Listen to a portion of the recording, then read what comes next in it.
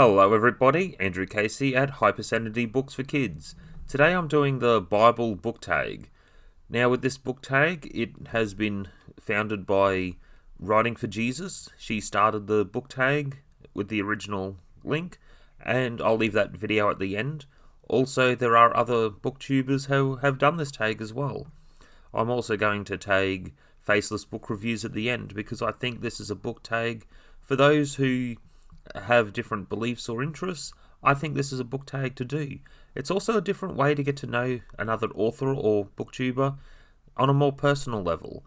Otherwise, some of my questions and opinions may be vastly different from others. Otherwise, let's just get into it.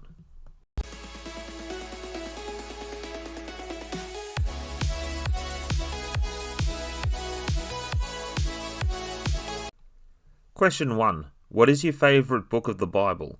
It used to be Revelations.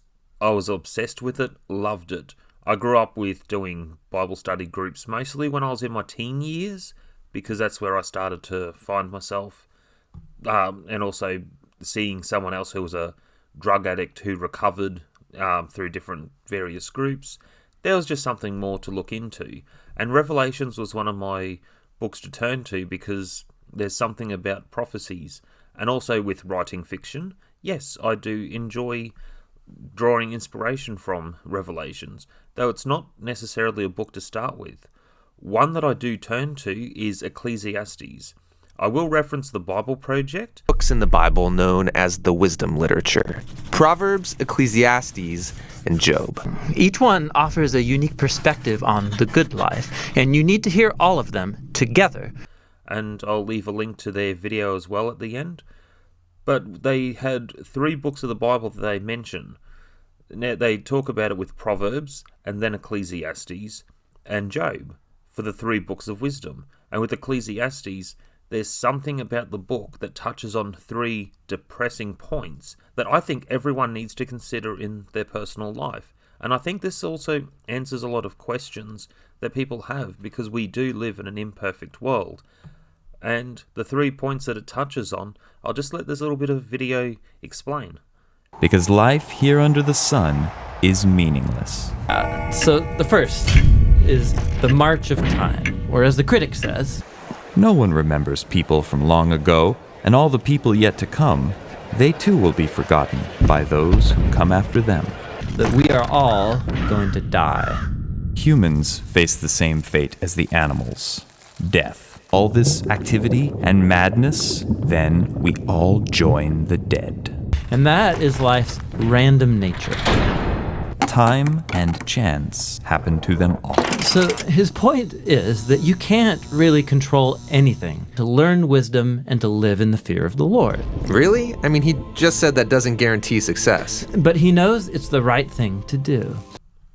I have taken to the book of Ecclesiastes as a reference tool to think about with dealing with a lot of challenges that I have dealt with in life. And I don't know, there's just something more to these 3 rules that we need to think about.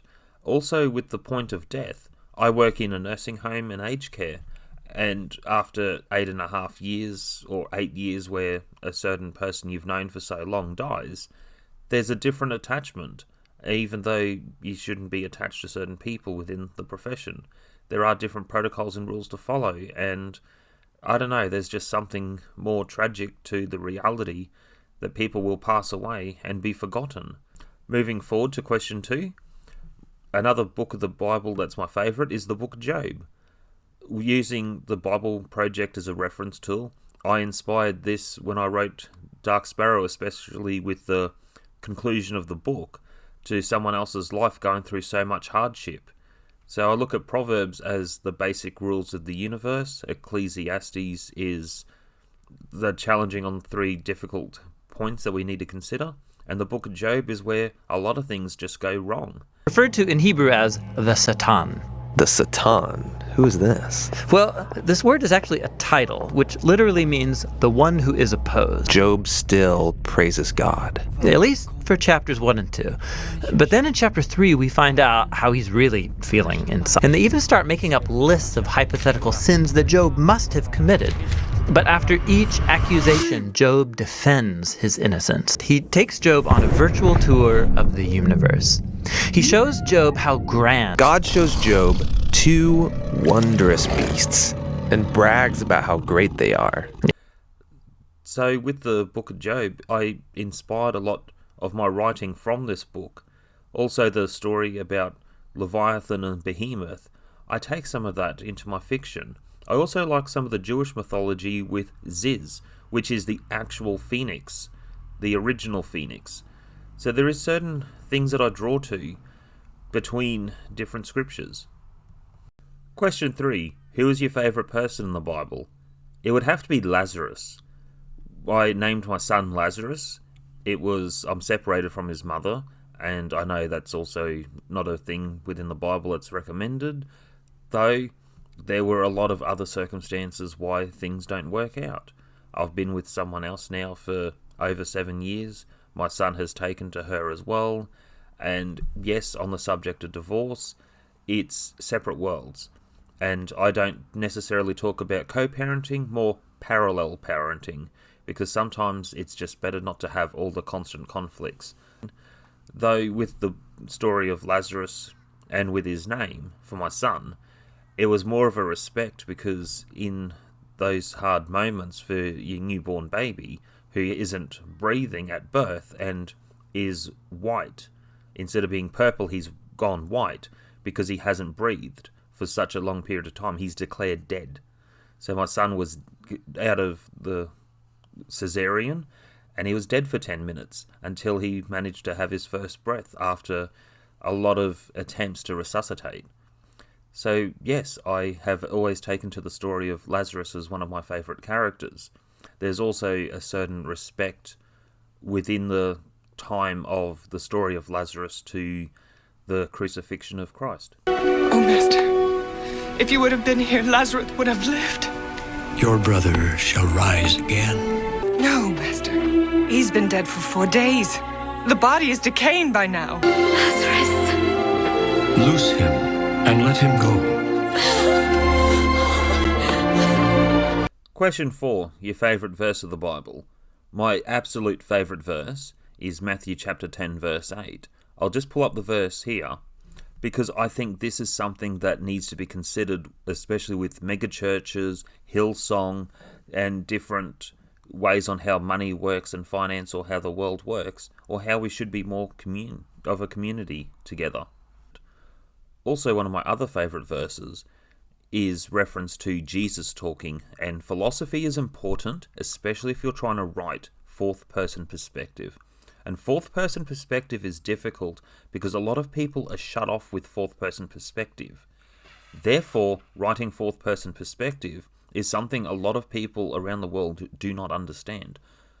When you type in fourth person perspective into YouTube, you'll see my other channel pop up, because it's not a subject people are talking about.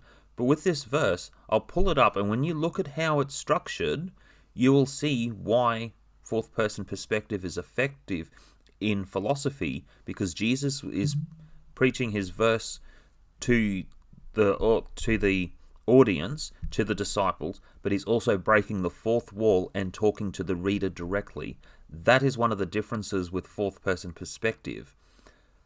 And even an English major that I've had a lot of correspondences with through my son with Scouts, even with himself, he hasn't figured out fourth person perspective, but with this example, he managed to understand. So allow me to show you the light. Number 5, what is your favourite translation? I would say I have studied mostly after some other experiences. I went Jehovah's Witness for a while. I am not baptized a Jehovah's Witness, and I don't 100% agree with any religion. However, I do read their Bible the most. I also have compared it, especially with their app that they have, that compares it to the King James Version. Otherwise, I have looked at different versions.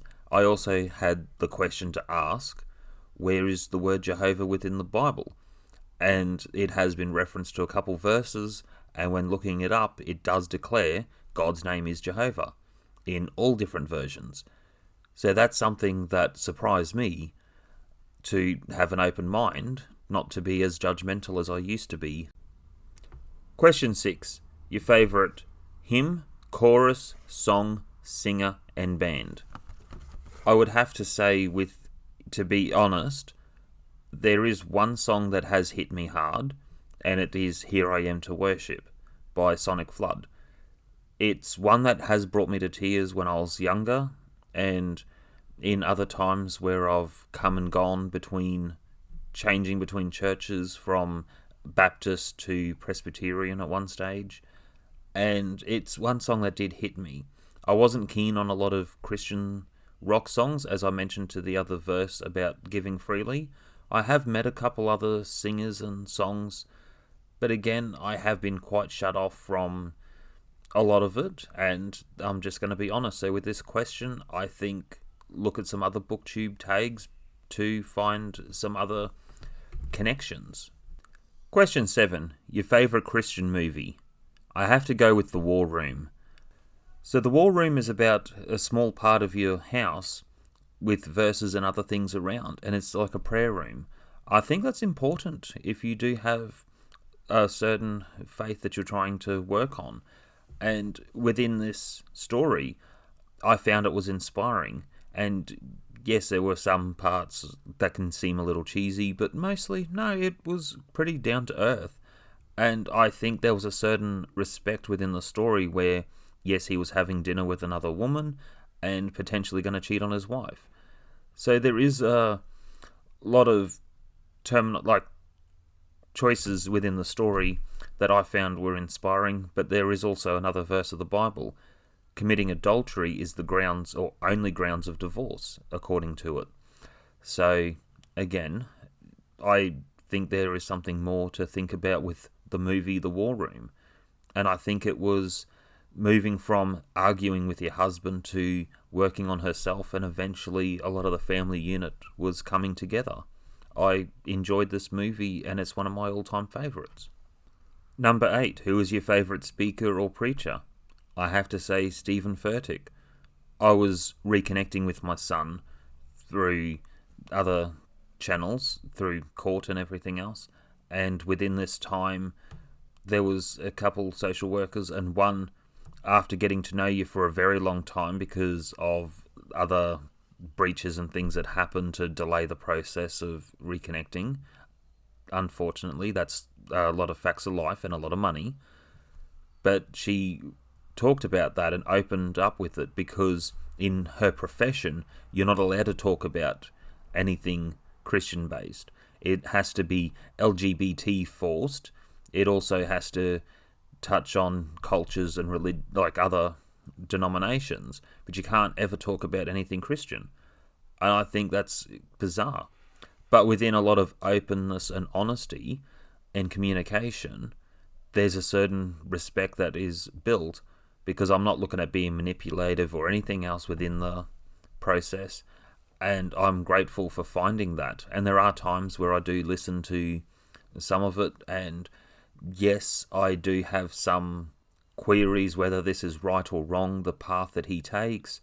But again, you can't judge everyone for the different decisions that they make. We are all people who make poor choices in life. And I've made a lot of poor choices in life, but I don't want to be held for my past. There's a way that I'm living my life now and a way for the future unfolding. Also, a part of living my life is to take a bit more responsibility and have a clean-shaven face. Again, I am grateful having different connections of who I have met in my life, who have led me on a better Christian path. Question 9, and then question 10. Who is your favourite fiction and non-fiction Christian author? Question 10. Favourite Christian fiction and non-fiction book? I have to be honest, I do not know how to answer this question, and it's disappointing that I'm not answering this question.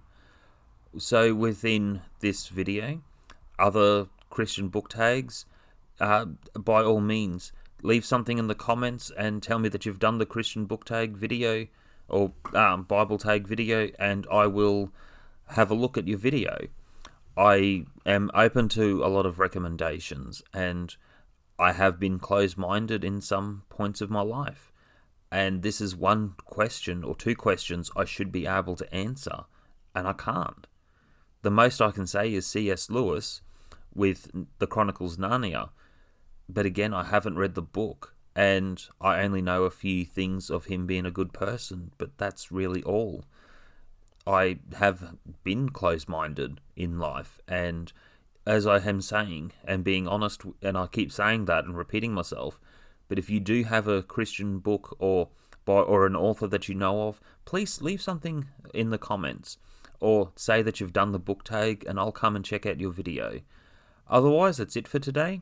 Hit like, subscribe, comment. A big shout out to Writing for Jesus.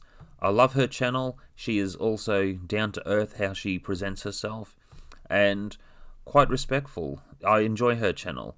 And after looking up this book tag, there are a few other channels which is quite inspiring to see.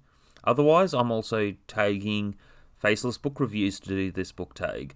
I think this is one where people within the community, it's a good way to get to know each other. And there's a lot of respect doing this type of book tag as well. Otherwise, taking a deep breath, that's it for today, and I will see you all next time.